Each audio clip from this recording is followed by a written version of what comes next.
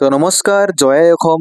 তো আজিৰ ভিডিঅ'ত আমি অৰুণোদয় 3.0 ৰ বিষয়ে আলোচনা কৰিব ওলাইছো আৰু কি নথি পত্ৰ লাগিব অৰুণোদয়ৰ আবেদন কৰাৰ বাবে আৰু 15 ছেপ্টেম্বৰৰ পৰা আপুনি অৰুণোদয় আঁচনিখন আবেদন কৰিব পাৰিব।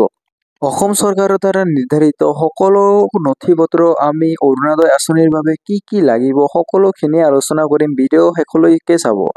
তো এইবাৰ total 20 lakh new beneficiary Orunodoi লাভ কৰিব পাৰিব। তো ইয়াৰ বাবে আপোনাৰ লগত কি নথি পত্ৰ থাকিব লাগিব এই ভিডিঅ'ৰ শেষলৈকে চালেহে আপুনি গম পাব। সৰ্বপ্ৰথম আপোনাৰ লগত ৰেচন কাৰ্ড থাকিব লাগিব আৰু ৰেচন কাৰ্ড নহ'লে আপুনি এই অৰুণোদয় আঁচনিৰ বাবে আবেদন কৰিব নোৱাৰিব। আৰু আপোনাৰ লগত voter ID, PAN card, Aadhaar card and bank passbook with DBT link, মানে আধাৰ লিংক থকাকৈহে আপোনাৰ বেংক একাউণ্ট থাকিব লাগিব।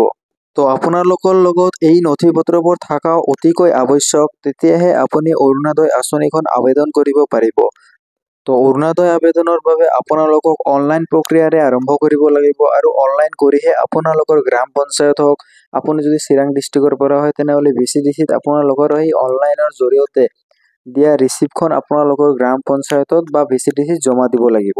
তেতিয়াহে আপোনাৰ কামটো আগবাঢ়িব আৰু কি প্ৰক্ৰিয়াৰে কেনেকৈ কি প্ৰচেছ হ'ব, তো সকলোখিনি অনলাইন এপ্লাই কৰি আপোনালোকক দেখুৱাই দিম মই। আৰু এই চেনেলখন আপোনালোকৰ নতুন চেনেল হয়, তো চেনেলখন অৱশ্যই ছাবস্ক্ৰাইব কৰি ৰাখিব আৰু ভিডিঅ'খন লাইক কৰি ৰাখিব। আৰু কেনেকৈ আপুনি নিজৰ মোবাইলতে এপ্লাই কৰিব পাৰিব সকলোখিনি মই শিকাই দিম। তো ভিডিঅ'ক অৱশ্যই লাইক কৰি দিয়ক আৰু কিবা যদি আপোনাৰ মাজত কনফিউজন আছে কমেণ্ট বক্সত কমেণ্ট কৰি দিয়ক, মই ৰিপ্লাই অৱশ্যই কৰিম।